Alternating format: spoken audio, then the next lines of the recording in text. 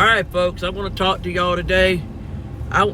Today's the day that we've been told on the internet that there's going to be a bunch of riots going on. A bunch of mess going on in all parts of the U.S. But now, let me bring it down to you in a certain perspective that I have understood. That there doesn't seem to, some people say that if you're not protesting, don't worry about it. People say, don't worry about it. If you're not protesting, don't worry about it. Don't worry about it. Don't worry about it. But what I was told was, yes, worry about it, because if you don't worry about it, you're going to end up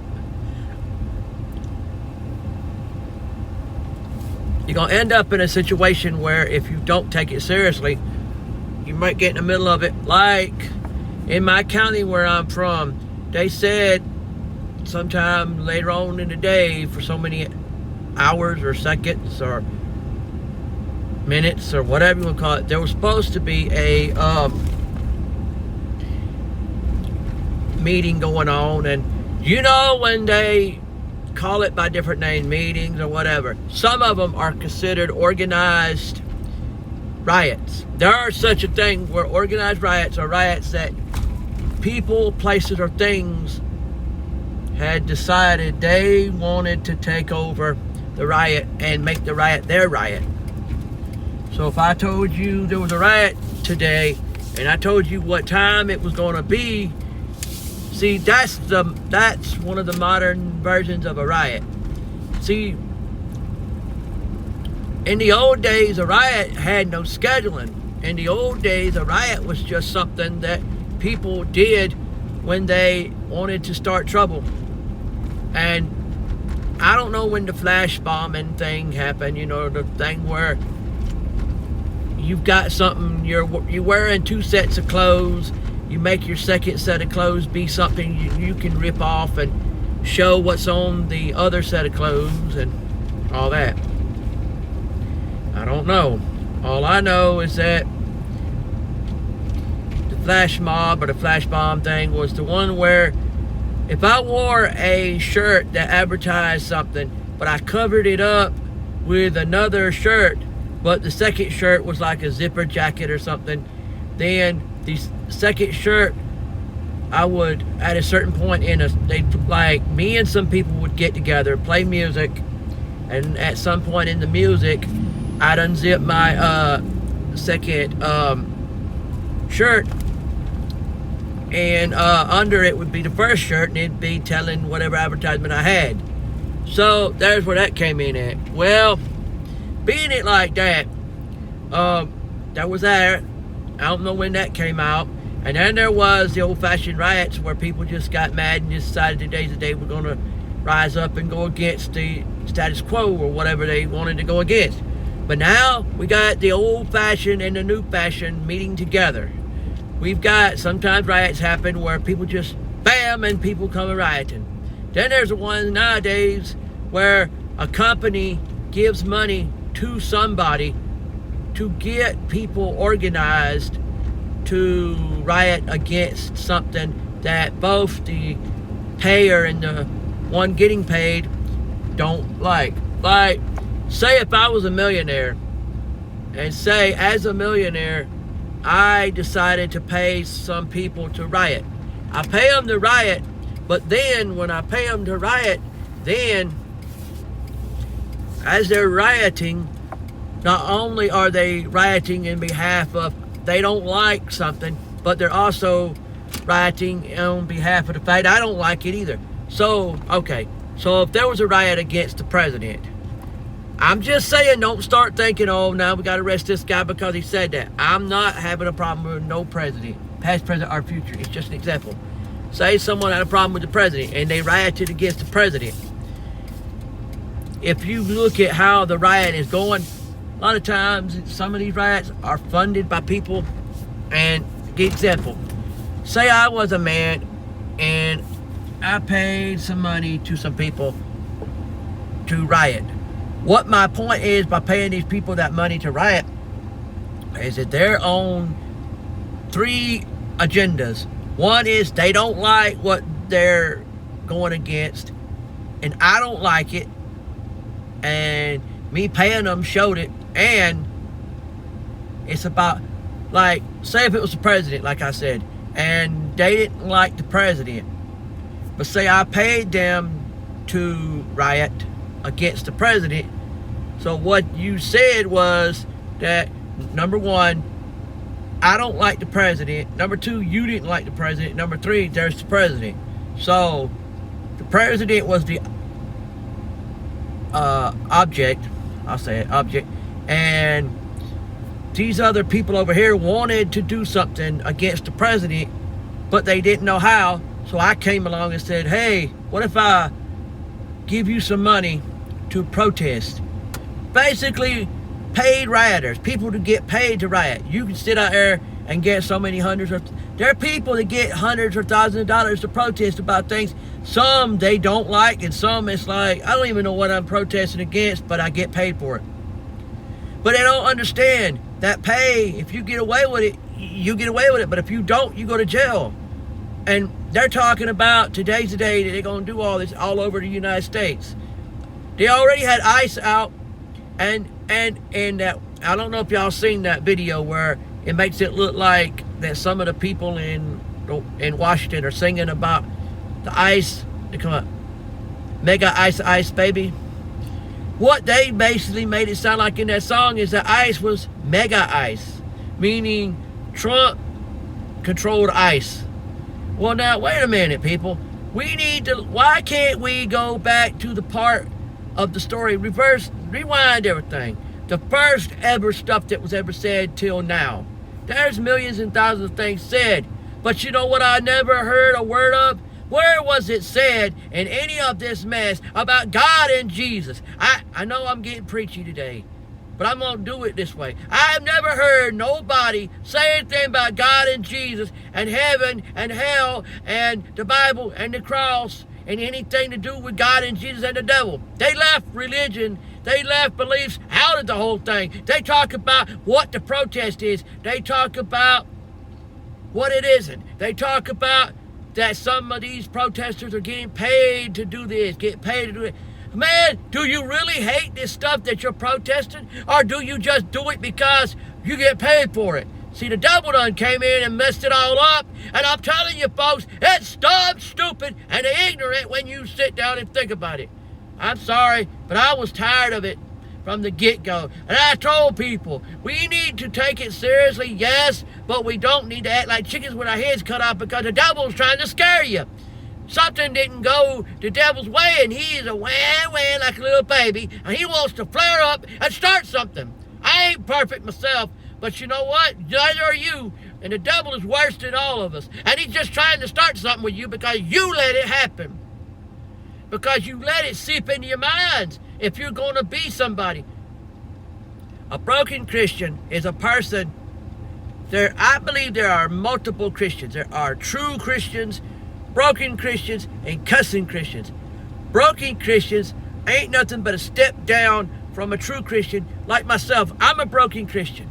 I'm a man that's got flaws. I'm a man that's got issues, and I'm trying to bypass them in the name of God and Jesus. How do you bypass certain problems? You say, problems, go back to where you came from, to hell, where the devil lives.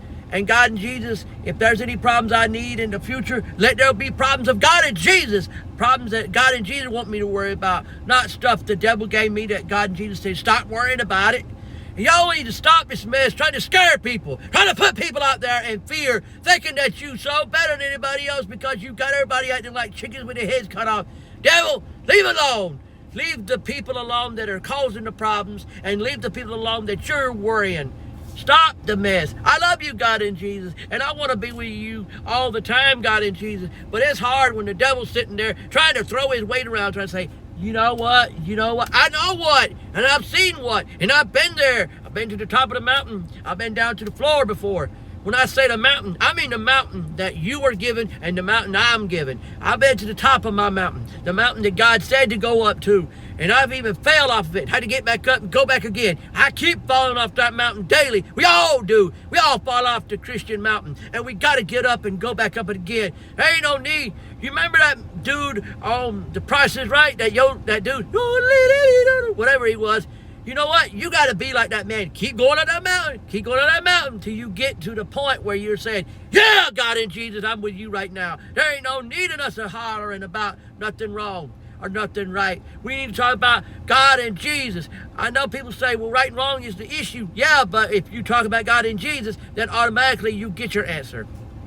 Y'all got to stop this mess where y'all sitting there letting the devil. You know, I'm going to tell y'all something right now, and I'm going to do it like this. I'm going to do it like this because I trust y'all. I trust y'all. It says here, the Lord will fight for you, Exodus 14:14. And I'm going to talk about that more tomorrow. But right now, what I'm talking about is the fact that we got the devil sitting around here trying to scare everybody, trying to make them worry and not let us use our muscles we had in the beginning of time. Even as babies, we had muscles. Muscles called God and Jesus. Brains called God and Jesus. Strength called God and Jesus. Heart called God and Jesus. Everything we own came from Him. So why should we sit there and say, well, you this and that? I lost things in my life. And I turned around, and some of them, I just knew I was always going to lose it. And in some of them, I actually realized, you know what? I'm never going to find it again. And some I knew I would find again. But the problem was, I didn't sit there and see, you're saying, well, what's these two stories got to do with each other? What is the rioting got to do with your story about what you lost that you couldn't find and never will find, and things you lost that you did find and glad you did find? All had to do with fear. All had to do with the devil wanted me to imagine myself in a world where I didn't have the thing that I was looking for that belonged to me. I got this kit recently, you probably heard of them, where me and my wife, we like to go to yard sales and flea markets and things. We recently went to a local sale that was going on at a nearby church, and I got this kit where you could put your phone on your chest, because I like to do, family videos and photos and things. And I got something like that. You probably see it before. It look like the cross strap thing anyway. I had it in like the box it came with it. And when I did, I ended up losing it because I took it with us one day when we went somewhere in case I needed it. Didn't ever use it, but just in case. Well, I turned around, and when I did that, my wife took it, put it back in the back seat behind me in the vehicle we're in, and I went and lost it, because where it was amongst other things. So I had to look there, and I found it. So the point I'm trying to get at is, during the time that I couldn't find it, I was nervous. I was scared because I had a plan I wanted to do with it. See, the devil had me all scared, nervous, and worried. And I didn't need to be that way. See, now, do you say, was it God or Jesus or the devil? I think it was God and Jesus and the devil fighting with me. One side said, worry about it. Other side said, don't worry, you still got it. You just need to look harder than you did already. Now, people might say, I don't know if God and Jesus and the devil was all fighting like that. Well, I see it like that. And you know what? Devil will have you believing that there's things. And when you get through worrying like that, you feel so ashamed of yourself, because you feel like, well, God and Jesus, I did all this for you. But the thing is, I'm sitting here scared like whatever. So we got to stop letting all this mess seep in our heads. We're coming to a World War III or 4 or 5 or whatever number it's going to be, because there ain't no use in it. We need to stop thinking that we're going to have, or either, if it ain't a world war, it's another Civil War Part 2. Everybody's freaking out. Civil War Part 2. Guess what? I ain't going to sit there and worry about that war against man and man. I'm worrying about that war against God and Jesus and the devil. God and Jesus on my side, the devil against me. And they say, if you got God and Jesus and heaven and the Bible and the cross for you, who can be against you? A lot of us say what we would do if we were God and Jesus, but we really don't know what we would do, because we don't really have the brains and the authority to sit there and tell us that. We say what we say, but that's only because I know y'all are good people. Some of y'all are the dearest people in the world. And y'all want to say what you probably would do if you were God and Jesus, because you're trying to put your heart out on your sleeve and show the world you care. And I love y'all for it. I love y'all for it dearly. And I really do care. But what are y'all doing when y'all sit there and say that stuff and then find out later we don't really know what we would do, right? All right. I better let y'all go. But I just want y'all to know, pray for America. Pray for the earth. Pray for yourself and your family and your friends and everybody around you, because it may not be as bad as they say. A lot of times the internet tries to scare people because the devil's got something to do with it. Devil's always trying to scare people using the internet. If you use your own judgment, talk to God in Jesus, pray and seek God in Jesus daily, you'll see the truth about what's really going on. But I better let y'all go before it's too late. Too late meaning it gets later in the day and then here I am still, not doing anything else. But promise me y'all will do what God and Jesus tell you to do before it's too late. Because I don't want to hear y'all say, well, this is it. No, there ain't no well, nothing. Well, what it is I want you to say, well, if the devil's going to start with me, I'm going to start with him by being against the devil and going for God and Jesus. There's your good wills. Like, well, this, well, that. Well, if this is the way it's going to be, this is the way it should be. And I'm going to make it the way it should be. It should be God and Jesus. So how you make it God and Jesus? Pray. Seek God and Jesus daily. Thank them. Thank you, God and Jesus, for waking me up today. I know it might be a little late, but come on. Guys, better late than never. You got to take your day. It don't matter if it's when you first wake up or sometime during your day. Say, thank you for waking me up, and thank you for letting me be able to go to sleep at night and be able to wake up the next day, because that's all you got right there, God and Jesus. We ain't got nobody sitting there trying to tell us, I love you all the time. We got people that tell us they love us, but what I'm saying is, those are the only ones that will do it. Oh, some dude may come up and tell you he loves you. Be careful. Either he wants something out of you or he's a gay guy trying to get in your pants. There's some gay guys that'll come up to you, don't even find out if you're a Christian or who you are, and want to get in your pants, and you be like, I ain't like that. Guy look at you like, well, you should have told me, honey. Oh, you know what? I'm not saying I'm against gays. I'm not saying that. You got to love everybody. You got to love the straights and you got to love the gays. But what I'm saying is, if you are a man that has a gay person talking to him, see where this guy is going with it. And if he wants to be a friend, that's one thing. And go behind his back and pray for him. I know people might say, wait a minute, he knows you're doing it behind his back. Yeah, but the thing is, it's better to say, look, God, here's a prayer you should pray for people like that. God and Jesus, let's do it now. God and Jesus, I pray for the straight people, the gay people, the bi people.